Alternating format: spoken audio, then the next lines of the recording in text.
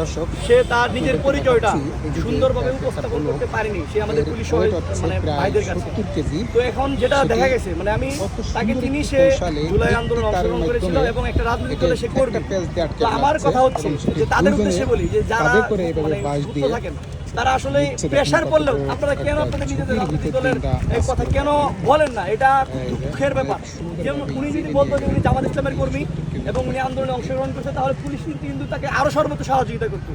এখন তাকে যখন আটক করা হলো, সে যেহেতু জুলাই আন্দোলন করছে আমার সাথে এবং আমাদের অসংখ্য সাথে, সে তো আমাদের পাশে, তো সেই জায়গা থেকে তাকে যখন পুলিশ নিয়ে যাচ্ছে তখন আমি ইচ্ছাকৃতভাবে পুলিশের ভ্যানে উঠে গিয়েছি এবং পুলিশ আসলে খুব ভালো ব্যবহার করেছে।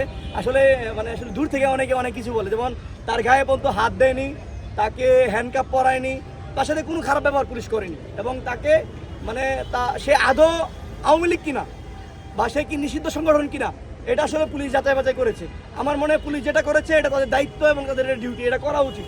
এটা যদি এভাবে হয়, এটা যদি করে, তাহলে এখানে নিষিদ্ধ সংগঠনে কেউ এখানে আসতে পারবে না, তার জন্য সাধুবাদ জানাই। আর একই সাথে মানে যিনি ভিকটিম, যাকে ধরা হবে, আসলে প্রশাসন আছে, মিডিয়া আছে, তাদেরকে একটা রিকোয়েস্ট থাকবে, যাকে আটক করা হবে তাকে যেন একটু সুযোগ দেওয়া হয়, মানে সে আসলে কোন রাজনৈতিক দলের, সে কি চাকরি করছে, সে কি স্টুডেন্ট কিনা, তাহলে বিষয়টা হলে মানে আরেকটু ভালো হয় আর কি। যেমন এখন যেটা হয়েছে, সে কিন্তু জামাতের কর্মী, ফ্রেমিং কিন্তু এভাবে হবে যে শাহবাগ ডানবন্ডি 32-এ একটা আওয়ামী লীগের কর্মী ধরা হয়েছে। বিষয়টা আমি ক্লিয়ার করতে পারছি।